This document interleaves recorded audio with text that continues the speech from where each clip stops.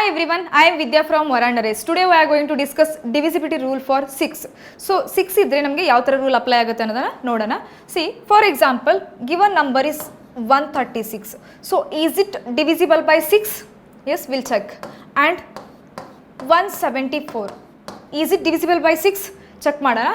So suppose the given number is completely divisible by 2 and 3. So it must be divisible by 6. ಓಕೆನಾ. C 2 ಮತ್ತು 3 ಇಂದ complete ಆಗಿ divide ಆದರೆ ಆ number ಏನಾಗುತ್ತೆ ನಮಗೆ 6 ಇಂದ ಕಂಪ್ಲೀಟ್ ಆಗಿ ಡಿವೈಡ್ ಆಗುತ್ತೆ. ಸಿ 136 ಅಂತ ಇದೆ, ಆಬ್ವಿಯಸ್ಲಿ ಇದು 2 ಇಂದ ಡಿವೈಡ್ ಆಗುತ್ತೆ. ಯಾಕೆ ಅಂತಂತಂದರೆ ನಮಗೆ ಯೂನಿಟ್ ಪ್ಲೇಸಲ್ಲಿ ಇವನ್ ನಂಬರ್ ಇದೆ. So 136 is completely divisible by 2. And then check divisibility rule for 3. So 3 ಇಂದ ಡಿವೈಡ್ ಆಗುತ್ತೆ ಅಂತ ಚೆಕ್ ಮಾಡಿ.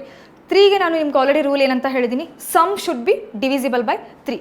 ಸೊ 1 + 3 4, 4 + 6 10.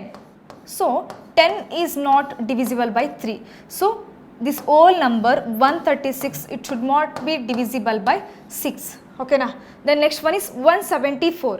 See, ಇಲ್ಲಿ ಕೂಡ ನಮಗೆ ಯೂನಿಟ್ ಪ್ಲೇಸಲ್ಲಿ ಏನಿದೆ ಇವನ್ ನಂಬರ್ ಇದೆ. Okay, it's obviously divisible by 2.